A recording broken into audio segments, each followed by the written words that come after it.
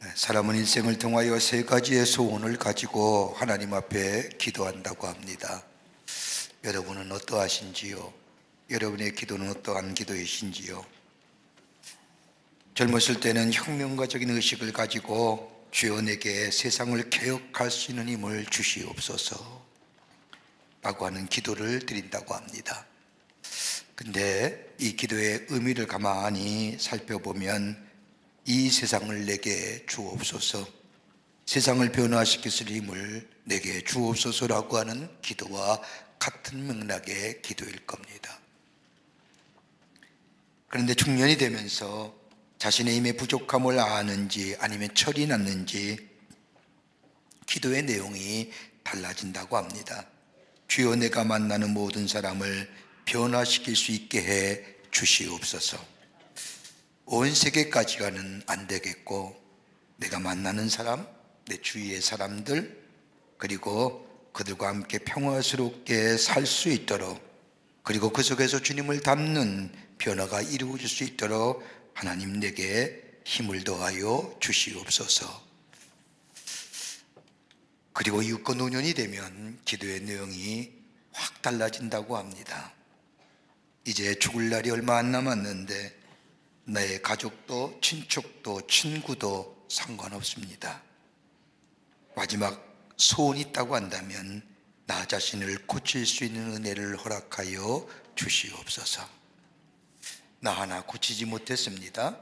나 하나 개혁하지 못했습니다. 고쳐야 할 것이 너무나 많습니다. 그러니 하나님, 주님 앞에 가기 전에 나를 고칠 수 있게 하여 주시옵소서 라고 기도한다고 합니다. 그래서 헬라의 철학자였던 소크라테스는 사람의 일생을 네 단계로 나누어서 중요한 교훈을 우리에게 말씀합니다. 어려서는 겸손을 배우라. 어렸을 때 겸손함을 배워야 한다는 겁니다. 혈기가 완성할 때에는 온유하여라. 그리고 장년이 되어서는 공정해야 되며, 그리고 나이 들어서는 신중해야 한다는 겁니다. 우리가 살고 있는 지금의 사회를 여러 가지 사회학적 용어로 정의하지만 우리의 마음을 가장 아프게 하는 사회적 정의가 하나 있다고 한다면 다름이 아니라 분노의 사회라는 겁니다. 분노의 시대라고도 말합니다. 우리 곳곳에서 일어나는 수많은 분노의 말들, 사건들을 바라보면서 우리의 마음이 얼마나 안타까운지 알 수가 없습니다. 여러분, 분노는 하나님이 우리 인간에게 주신 여러 감정 가운데 하나가 분노입니다. 여러분, 분노가 어느 때 일어납니까? 그냥 아무 이유 없이 일어나는 분노는 없을 겁니다. 아마 대체로 우리가 일어나는 분노의 모습들은 우리가 고통스럽다고 생각할 때에, 우리가 죄악이라고 생각할 때에, 정의롭지 못하고 생각할 때에, 의롭지 못하고 생각할 때에 우리 안에 일어나는 감정이 분노입니다. 그런데 우리 하나님은 우리를 향하여 의를 위하여 일어서되 분노함으로 죄짓지 말아야 한다고 말씀합니다. 아무리 건설적이며 의로운 분노라 할지라도 그것을 즉각적으로 발산하지 말고 천천히 바라라고 말씀합니다. 야고보서 1장 19절과 21절의 말씀을 보면 사람마다 듣기는 속히 하고 말하기는 더디하며 성내기도 더디하라. 사람이 성내는 것이 하나님의 의를 이루지 못함이라. 그러므로 모든 더러운 것과 넘치는 악을 내어버리고 너희 영혼을 능히 구원할 바 마음에 심어진 말씀을 온유함으로 받으라 라고 말씀합니다. 다시 말한다면 분노를 그치고 온유한 자가 되라는 겁니다. 그런데 여기에 어떻게 온유한 자가 되느냐? 마음에 심어진 말씀. 여러분, 마음에 심어진 말씀이 뭐가 될까요? 요한복음의 표현에 의하면 진리가 되시는 그 말씀을 받아들임으로 인하여, 예수님으로 인하여 온유함을 받으라는 겁니다. 여러분, 짐승도 길들여지면 온유하다고 말합니다. 사람도 좋은 성품을 가리켜, 좋은 성품의 사람을 가리켜 온유한 사람이라고 말합니다. 여러분, 하나님에 대한 말씀도 하나님을 겸손한 하나님이라고 말하지 않습니까? 누가 어떤 사람이 우리 하나님은 겸손해 라고 얘기하는 사람 없을 겁니다. 우리 하나님 어떻게 해요? 온유하신 하나님. 그러기에 온유란 단어는 하나님에게도 쓰여지는 단어일 뿐만 아니라 우리 인간에게도 쓰여지는 단어가 온유함입니다. 그러게 성경 말씀을 보면 온유란 단어가 성경 말씀에 많이 기록되어 있음을 보게 됩니다. 마태복음 5장 5절의 말씀을 보면 온유한 자는 복이 있느니라. 또 시편 37편 11절의 말씀에도 온유한 자들은 땅을 차지하며 풍성한 화평으로 즐거워하리로다. 고린도 13장 4절의 말씀을 보면 사랑은 온유하며, 그리고 갈라디아 5장 23절의 말씀에 성령의 열매에도 온유가 있음을 보게 됐습니다. 이렇다고 한다면 온유라는 것은 다름이 아니라 하나님이 계시는 곳에, 예수가 계시는 곳에 우리 안에 하나님의 성품인 온유가 있음을 보게 됩니다. 여러분, 온유하다는 게 어떤 것일까요? 우린 종종 온유의 개념을 혼동스럽게 생각할 때가 있습니다. 온유와 온수는 다른 겁니다. 사람을 가리켜 말할 때 온유한 사람이라고 말하지만 온순한 사람이라고 말하지는 않습니다. 왜요? 의미가 다르기 때문입니다. 온유는 능동적인 겁니다. 온수는 수동적인 겁니다. 온유는 연약함에서 나오는 것이 아니라 강하기 때문에 부드러워지는 겁니다. 그리고 강하고 자신 있기 때문에 또한 충만하기 때문에 여유가 생기고 부드러워지는 겁니다. 이것이 온유함입니다. 그러게 영어의 표현의 미크니스나 헬라어의 프라우테우스라고 하는 이 온유를 표현하는 단어의 원래 뜻은 진통제라고 하는 의미가 있습니다. 아프고 쑤시다가도 진통제를 먹거나 맞으면 통증이 사라지는 것처럼, 아주 부드럽게 되는 것처럼, 바람으로 말하면 거친 바람이 아닌 미풍과 같이 우리의 마음속에 조용히 불어오는 바람처럼 사람의 마음과 기분을 평안하게 만드는 것이 바로 온유함이라는 겁니다. 여러분, 온유함은 힘이 없는 게 아닙니다. 비겁해지는 것도 아닙니다. 온유함은 힘이 없어 비겁해지는 것이 아니라 오히려 내면의 강함이 우리 안에 부드러움으로 드러나는 것이 바로 온유함입니다. 지금의 시대를 분노의 시대라고 말하지 않습니까? 여러분, 어떻게 보면 지금의 세대의 분노라는 현상은 이상이 아닌 정상일지도 모릅니다. 분노하며 다른 사람들을 공격하고 모욕을 주고 벌을 주려는 이러한 것들, 마치 우리의 요구들을 채워주는 감정적인 음식이 되어버렸습니다. 분노 속에 담겨있는 흑백의 논리, 폭력과 갈등과 조급함과 원함과 흥분과 분노와, 이것이 마냥 우리의 삶 속의 것으로 자리 잡아버린 지금의 시대. 근데 오늘 우리 주님은 온유하라고 말씀합니다. 내게 와서 온유함과 겸손함을 배우라고 얘기합니다. 더 나아가 온유한 자가 땅을 차지할 것이라고 말씀하십니다. 사랑하는 여러분, 하나님 우리를 부르신 이유가 어디 있을까요? 우리 주님이 우리를 이 땅에 오셔서 화목케, 하나님과 화목케 하신 것처럼 우리에게 화목케 하는 직책을 주셨는데, 내가 있는 곳에 나로 인하여 다른 사람과 화목하는 화목의 놀라운 직책을 우리에게 주셨는데, 그걸 위해서 우리에게 가져야 할 하나님 나라의 거룩한 성품이 무엇일까요? 오늘 성경은 온유라고 얘기합니다. 온유할 때에 우리 안에 내면의 강함과 더불어 드러나는 부드러움이 우리 가운데 있게 될 때에 이 땅에 하나님 나라가 세워질 뿐만 아니라 주님이 우리를 부르신 부름의 사명을 감당할 뿐만 아니라 이 땅에 화평의 역사를 놓아가는 귀한 하나님의 사람으로 살아가게 될 뿐 아니라 땅을 차지하는 하나님의 축복이 우리 가운데 임하게 됩니다. 어떻게 하면 우리에게 온유의 성품을 가질 수 있을까요? 하나님 나라의 성품. 함께 말씀을 나누며 은혜 받기를 원합니다. 첫째는 예수가 우리 안에 계실 때에 우리는 온유한 자가 됩니다. 다른 면을 바라면 예수의 사랑이 내 안에 계실 때에 우리는 온유한 자로 온유함이 있어지게 됩니다. 오늘 본문의 말씀인 마태복음 11장 29절의 말씀을 보면 나는 마음이 온유하고 겸손하니 나의 멍에를 메고 내게 배우라. 그리하면 너의 마음에 쉬움을 얻으리라고 말씀합니다. 우리 예수님의 마음은 온유하고 겸손하시다고 말씀하십니다. 여러분, 성경의 말씀을 가만히 읽다 보면 예수님이 자신에 대하여 내가 누구인가, 당신의 아이덴티티를, 정체성을 이야기하는 단어가 곳곳에 나옵니다. 이것이 헬라어 표현하면 에이고 에임입니다. 나는 무엇이다, 나는 문이다, 나는 길이다, 나는 생명이다, 나는 진리다. 이건 예수님이 당신이 어떤 사람인가에 자신의 아이덴티티를 얘기하는 정체성에 관한 말씀입니다. 그런데 이것 떠나서 예수님의 존재론적인 의미를 얘기한 것이 있습니다. 난 어떤 존재냐? 오늘 성경에 마태복음 11장 29절에 나오는 말씀입니다. 나는 온유하고 겸손한 자다라고 하는 겁니다.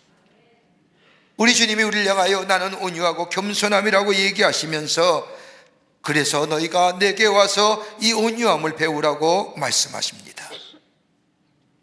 자마이카 선교하는 선교사가 그 나라 원주민들에게 온유한 자가 무엇인가, 누구인가에 대해서 가르치면서 원주민들에게 물었다고 합니다. 당신들의 언어에서의 온유란 말은 무슨 뜻으로 해석이 됩니까? 라고 말하자 어떤 한 원주민이 이야기하기를 산한 물음에 대하여 부드럽게 대답하는 것이 온유함입니다 라고 설명하더라는 겁니다. 선교사는 여기서 많은 것을 배웠습니다. 아주 격한 말로 내게 질문해 올 때에 내게 아주 부드럽게 대답하는 자. 여러분, 가능해요? 안 그러잖아요. 한 톤만 높아도 같은 톤으로 대답하리 아니면 한 톤으로 더 높여서 얘기하잖아요. 우리의 삶이 그런 거. 근데 온유함은 것이 아니라 내게 아주 격한 말로 내게 질문해 올 때에 내가 아주 부드럽게 대답하는 것. 여러분, 온유한 사람에게서 온유하라는 것은 온유가 아닙니다. 격하고 과격한 사람 앞에서 부드러워지는 것이 온유함입니다. 여러분, 분명한 것이 한 가지의 분명한 사실이 있다고 한다면 인간의 기본적인 성품인 이 온유가 타락함으로 인하여 우리 안에 이것이 잊어버렸다. 인간의 타락함으로 인해 가장 인간이 가져야 할 기본적인 성품인 하나님도 가지고 계시고 우리 인간에게도 주신 이 온유함을 잃어버렸다는 겁니다. 그러기에 이 온유함이 우리 안에 있어지기 위해서는 내가 한순간에 예수 믿어서 이 온유함이 내게 있어진 것이 아니라 예수가 내 안에 주인 되시고 내 삶의 인도자가 되심을 고백하며 그 예수의 사랑 안에 거하게 될 때 우리 안에 온유함이 만들어지고 온유함이 성장되어지고 온유함이 내 속에 있어짐으로 인하여 내 안에 강함과 더불어 드러나는 것들이 부드러운 삶의 모습으로 변화되는 역사가 있게 된다는 겁니다. 그렇다고 한다면 온유는 중생함으로 인하여 성화의 과정 속에 얻어지는 열매입니다. 여러분, 하루아침에 온유해지십니까? 안 그래요. 예수가 내 안에 계실 때에, 예수님이 내 삶의 주인 되심을 고백할 때에 내 안에 예수의 성품인 온유함의 역사가 내 안에 있게 됩니다. 여러분, 예수님이 이 땅에 계시면서 하나님 나라의 복음을 전하실 때에 예수님의 복음을 전하실 때 얼마나 그 복음의 역사가 능력이 있었는지 모든 사람이 예수님의 그 복음 논람을 보고 그 말씀에 권위가 있음을 보았다는 겁니다. 하나님 나라의 복음을 전하시는 예수의 모습, 권위가 있으셨습니다. 그런데 여러분, 그 권위의 모습이 저 약한 자들과 그리고 저 어려운 자들을 바라볼 때 우리 예수님이 권위가 있었나요? 그들을 위로하셨잖아요. 다른 사람은 뭐라 해도 저 어렵고 힘들어하는 자, 저 약한 자들, 낙심한 자들, 그 거대 모습만 보는 것이 아니라 저들의 사회적 지위만 보는 것이 아니라 저 사람 안에 있는 내면적 가치에 우리 주님이 주목하셨어요.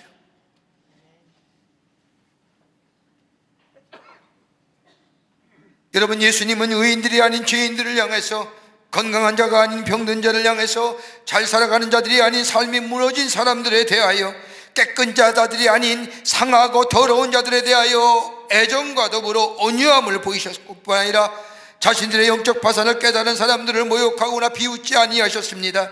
따뜻함과 부드러움으로 저들을 세상에서 가장 중요하고 존중받는 사람으로 세우셨던 것을 보게 됩니다. 그러기에 예수가 우리의 위로자가 될 수 있는 겁니다. 내가 절망하고 내가 낙심할 때 우리 예수님이 저 절망하고 낙심하고 소외된 자를 향하여 위로할 뿐만 아니라 따뜻함과 부드러움으로 저들을 가장 중요하고 가장 존중받는 사람으로 대해주듯이 오늘 우리 예수님이 내 안에 계시면 나의 위로가 되시고 나의 도움이 되시고 나의 인도자가 되심을 경험케 되는 역사, 바로 여기에 있는 겁니다. 여러분 대표적으로 세리를 보세요. 누가복음 말씀에 보면 세리에 관한 말씀이 6번 나와요. 여러분 누가복음 5장에 누가복음 말씀에 보면 사회적 경배를 받았던 이 세리에 대해서 6번이나 언급하는데, 누가복음 3장의 말씀을 보면 세리들이 세례를 받고 하나님 나라의 사람이 됩니다. 누가복음 5장의 말씀을 보면 예수님께서는 세리의 마태를 12제자 가운데 한 사람으로 받아주십니다. 그뿐 아니라 누가복음 7장에 와서는 세리들이 예수님의 말씀에 귀 기울이며 15장에 와서는 세리와 죄인들이 예수님의 주변에 모여서 열심으로 예수의 말씀을 들으며 18장에 와서는 저 세리와 바리새인의 기도를 통하여 예수님이 세리에 대한 얘기를 하시고 19장에 와서는 클라이막스인 삭개오 얘기합니다. 여러분 세리라는 게 어떤 직업이에요? 저 로마 정부가 만들어진 이 일정의 세금액을 채우고 나면 나머지는 자기의 물 거예요. 그러기에 할 수만 있다면 더 많이 거둬야만이 자신에게 유익이 되는 겁니다. 동족의 아픔이나 이웃의 힘듦을 아랑곳 하지 아니하고 어떻든지 열심으로 세금을 걷어서 로마의 정부에 내고 나머지는 자신의 것으로 만들기에 사람들에게 매국노요, 정말로 사람들에게 손가락질 받고 조랑받고 돈밖에 모르는 수준으로 하고 손가락질 받았던 사람들이 그 당시에 세리입니다. 그런데 삭개오는 어떤 사람이에요? 그 세리 가운데 우두머리예요. 자신이 아브라함의 사람이요 하나님의 사람인 걸 자기의 정체성에 흘러낸 사람이에요. 워낙 사람들에게 손가락질 받으며 사니 고독한 존재요, 외로운 존재요, 관계성이 단절된 존재요. 다른 사람을 향하여 다른 사람들은 하나같이 다 돈은 있는지 모르지만 손가락질 받았던 이 삭개오, 예수님이 지나간다는 소식을 듣고 예수를 만나면 문제가 해결된다는 이야기를 듣고 행여나 예수를 좀 만나볼까 싶어 저 뽕나무에 올라갔다가 예수님과 눈이 마주치잖아요. 그때 예수님이 내려오라 하시고 내가 너를 너 집에 유하여겠다고 말씀하시며 삭개오의 집에 들어갑니다. 세리의 우두머리예요. 수많은 사람들이 예수님의 이러한 모습을 보고 저 뭐 하려는 거냐, 저 왜 저기 들어가느냐 야구 얘기 수군거리지만 주님은 아랑곳 하지 아니하고 그 속에 들어가 삭개오 앞에 하나님의 말씀을 전할 때 삭개오가 예수님 앞에 고백하지 않습니까? 내가 남의 것 토색한 것이 있으면 내가 4배로 깎겠습니다. 여러분 그 재산이 어떤 재산인데요? 어떤 재산인데 어떻게 모은 건데? 온갖 욕은 다 받으며 비난받으며 매국노요, 저거는 흡혈귀 같은 자요, 온갖 소리와 조롱을 다 들으면서 돈만 있으면 내가 살 수 있다고 해서 그 벌었던 돈인데 그걸 다른 사람에게 뺏은 거 있으면 4배를 갚겠다고요? 자기 그 족보 아니라는 거죠.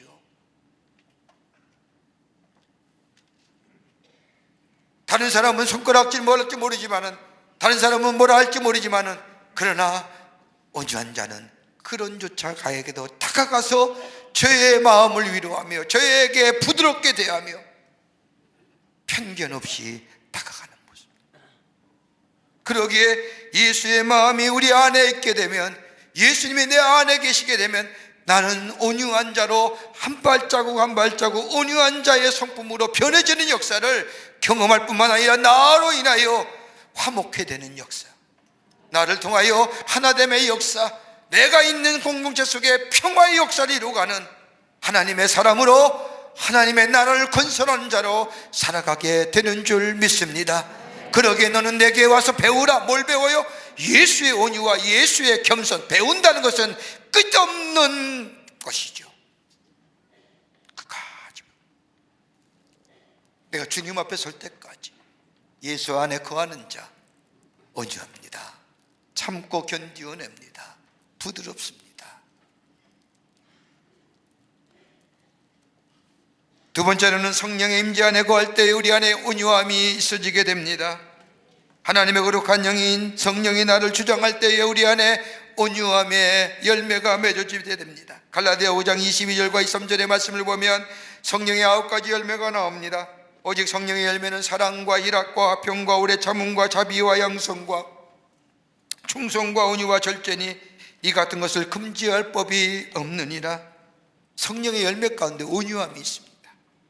하나님의 거룩한 영이 우리 안에 거하시면 그 사람에게 성령의 열매가 맺어지는데 그 열매 가운데 하나가 온유함이라는 겁니다. 여러분, 성경에 나타난 그 많은 인물 가운데 온유함의 대명사라고 얘기하면 누굴까요? 모세 아닐까요? 여러분, 민수기 12장의 말씀을 보면 모세에 관하여 하나님이 말씀하기를 이 사람 모세는 온유함이 지면의 모든 사람보다 승하더라. 다른 말씀에 보면 여자가 낳은 사람 가운데 이만한 사람이 없느니라. 뭘 얘기해? 온유한 것을 얘기하는 겁니다. 하나님이 인정하시는 온유함입니다. 여러분, 모세가 처음부터 온유한 사람이었습니까? 모세는 바로의 궁전에서 공주의 아들로 자라납니다. 40년 동안 왕자의 영광으로 귀하게 자라난 사람입니다. 거리에 나갔다가 마음에 안 드는 사람이라고 해서 그대로 애굽 사람을 쳐서 때려 죽이게 한 사람이 바로 모세입니다. 격한 사람이잖아요. 분노의 사람이에요. 이게 본래 모세의 모습이에요. 이랬던 모세가 미디안 광야로 쫓겨나질 않습니까? 40년 동안이나 제사장이며 장인 이드로의 양을 칩니다. 40년 동안 아무런 소망 없이 기대감 없이 아침에 양을 몰고 나가 저녁에 돌아오는 목자가 되어버리고 맙니다. 광야에 40년 하나님 모세로 하여금 철저하게 낮아지게 하시고 다듬어지게 하십니다. 그리고 결정적으로 이 모세가 호렙산에서 하나님의 음성을 듣습니다. 불에 타는 떨기나무 속에서 하나님의 음성을 듣지 않습니까? 어떤 신학자는 이 불타는 떨기나무 속에서 하나님의 음성을 듣는 모세의 모습을 가리켜서 성령을 체험했다고 얘기합니다. 그도 그렇지 성령을 얘기하는 게 불같은 성령이라고 얘기하지 않습니까? 저 독일의 신학자인 루돌프 오트라고 하는 사람은 이 사건을 강렬한 변화의 사건이라고 해서 성령을 체험한 누민누제의 사건이라고. 하나님의 영을 체험한 이 모세, 하나님의 음성을 들은 모세, 온유한 사람이 됩니다. 이 온유함을 인정받은 사건이 또 하나 있습니다.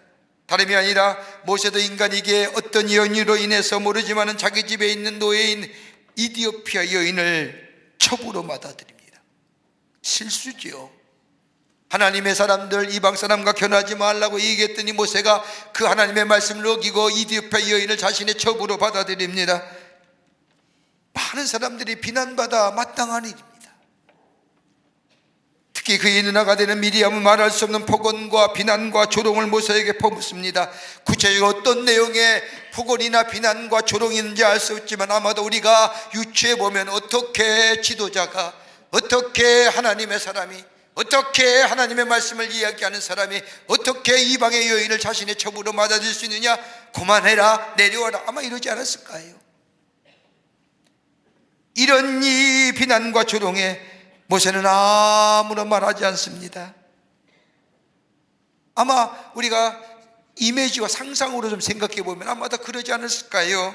죄인 보고 죄인이라고 하는데 내가 할 말이 없는 거지, 잘못한 일 가지고 잘못했다고 하는데 내가 무슨 말을 할 수 있을까? 그가 욕하든 그가 핍박하든 나는 할 말이 없다라고 하며 그것을 받아들이고 참고 견디어냅니다. 어떻게 해요? 온유하게.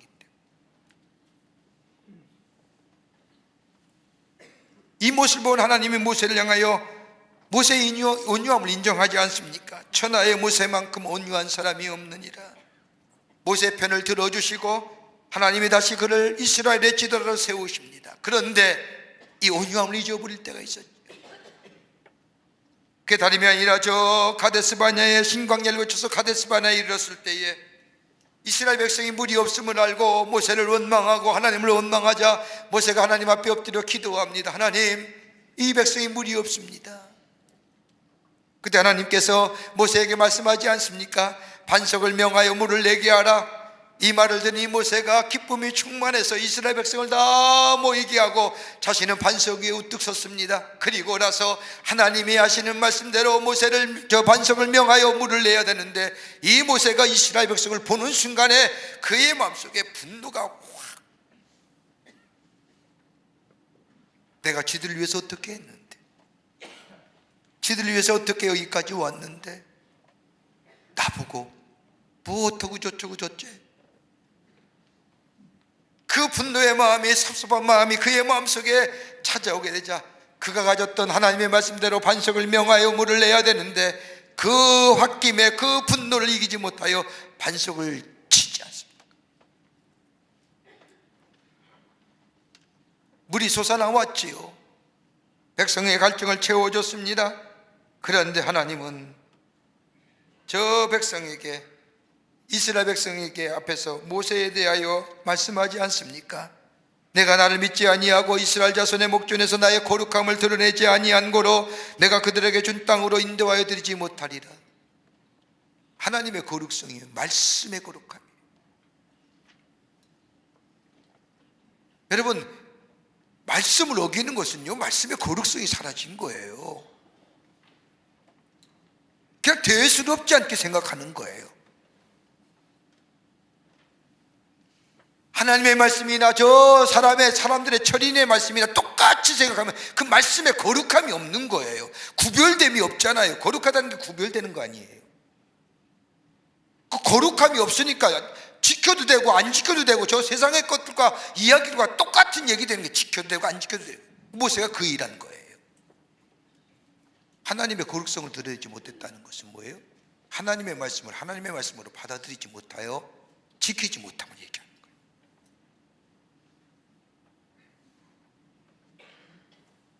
그리고 뭐예요? 거룩함을 나타내지 아니한 고로 내가 그들에게 준 땅으로 인도하여 드리지 못하리라. 가나안 땅에 못 들어간 거예요.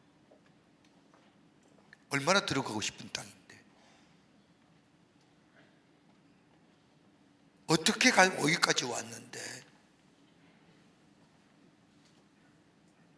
한 번의 실수로 인하여 이 모세는 가나안 땅에 들어가지 못하고 그렇게 가고 싶었던 가나안 땅, 하나님 앞에 간청하잖아요. 하나님이 뭐라고 말씀해? 야, 더 이상 그 일로 이야기하지 말아라. 1절 단호하게 거절하라. 그리고 뭐예요? 느보산 언덕에서 여호수아와 이스라엘 백성이 요단을 건너서 가나안 땅 안으로 들어가는 것을 보고 죽잖아요.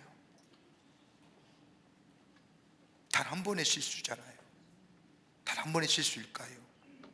하나님의 영이 잠시 떠날 때 분노의 마음이, 섭섭함의 마음이 우리 안에 지배할 때 우리는 뭘 잃어요? 온유함을 잊어버리는 거예요.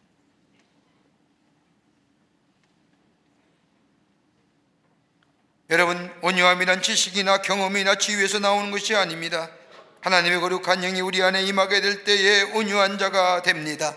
성령을 구하고 성령 안에 거하는 자, 이 안에 온유한 열매가 맺어지게 되고 이것을 나로 하여금 새롭게 만들어주며 나로 인하여 이것을 통하여 옛 성품을 꺾으시고 우리의 삶을 인도해 주시고 하나님의 거룩한 영이 나의 마음과 생각을 주관하게 될 때 여기에 바른 분별력과 판단력이 생길 뿐만 아니라 다른 사람을 생각할 수 있는 마음이 생겨요. 다른 사람에 대한 뭐요? 배려의 마음이 생겨요.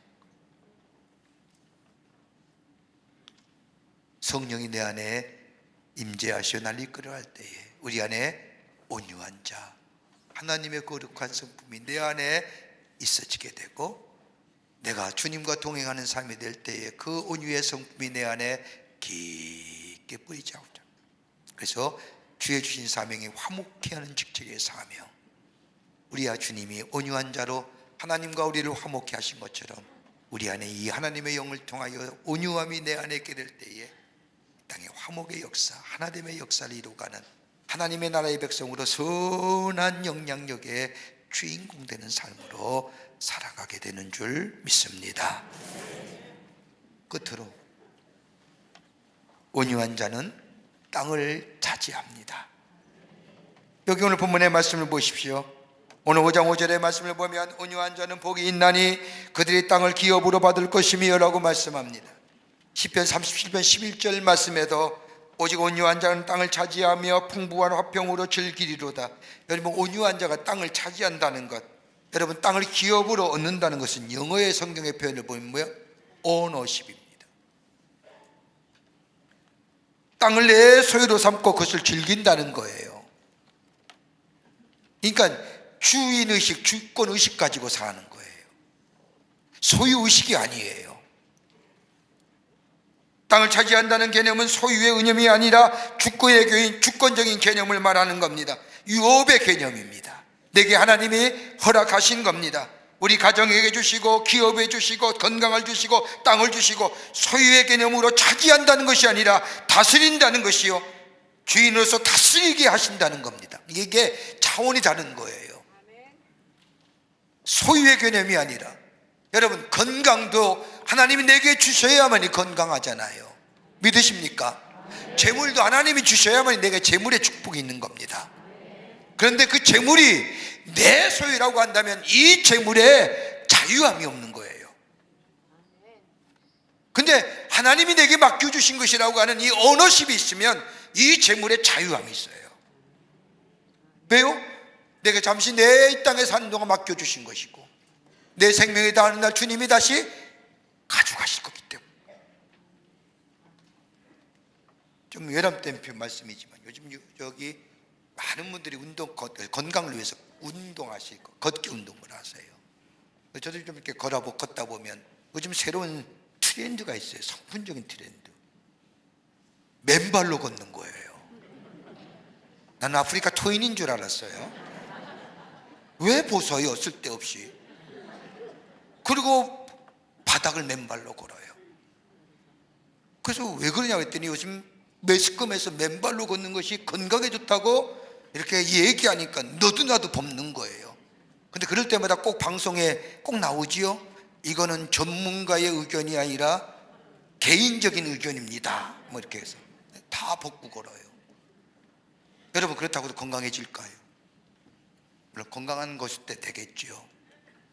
근데 그것이 정말로 건강을 내가 누리며 사는 삶일까요? 건강에 속박되어 사는 삶.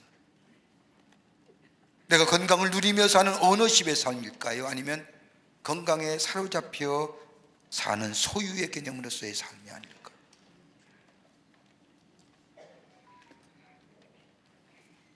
온유한 사람은 땅을 다스리게 하십니다.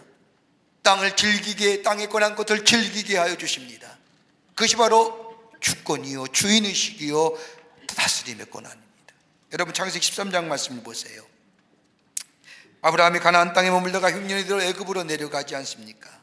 그래서 아내를 누이라 속이고 거짓으로 애굽 왕에서 부끄러움을 당하고, 그러나 하나님의 특별한 은혜로 다시 가나안 땅으로 되돌아옵니다. 그때에 많은 부를 누리고 많은 소유를 가지고 조카 롯과 함께 가나안 땅에 머뭅니다.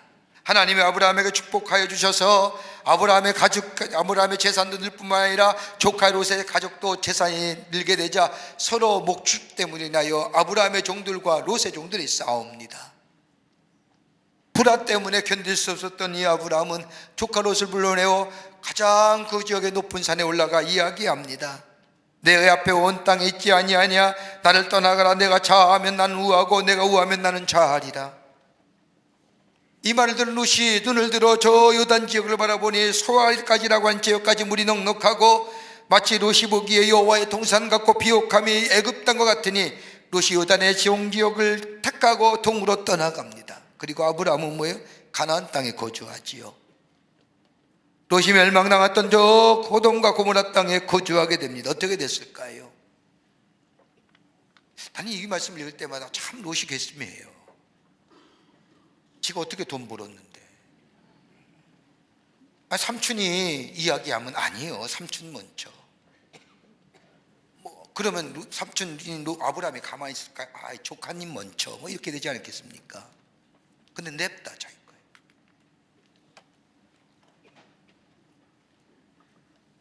종국이 어떻게 됐을까요? 아브라함의 소유는 완전히 아브라함의 소유가 되었지만 롯의 소유는 뭐예요?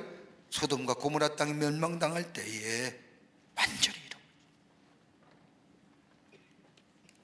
아브라함에게 근심이 있었습니까? 아브라함은 근심이 없었어요. 롯에는 근심이 많았습니다. 아브라함은 비옥하지는 않았지만 화평함으로 가나안 땅을 선택합니다. 적지만 아브라함은 평화를 선택하고 그 적은 것으로 만족합니다. 더 나아가 마음의 평화를 이룹니다. 뭐가요? 오너십이에요.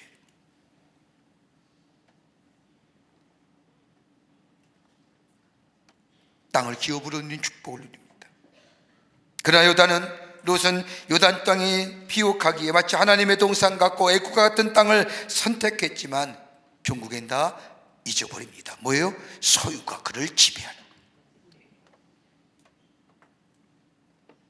그러기에 땅을 차지한다는 게 이 개념입니다. 내게 주신 분기단에서 내가 마음껏 누립니다.